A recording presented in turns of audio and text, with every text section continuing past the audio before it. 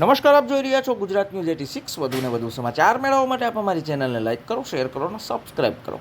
ડીસા તાલુકાના મુડેઠા ગામમાં પાવન ભૂમિ પર ત્રિદિવસીય પ્રાણ પ્રતિષ્ઠા મહોત્સવ યોજવામાં આવ્યો છે।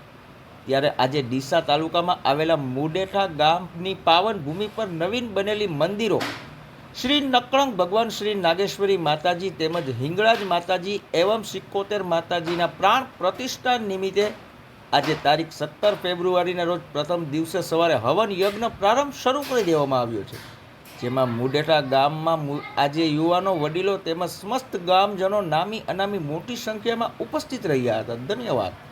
અહેવાલ ઓમપુરી ગોસ્વામી, બનાસકાંઠા સાથે મનુભા રાઠોડ, ડીસા।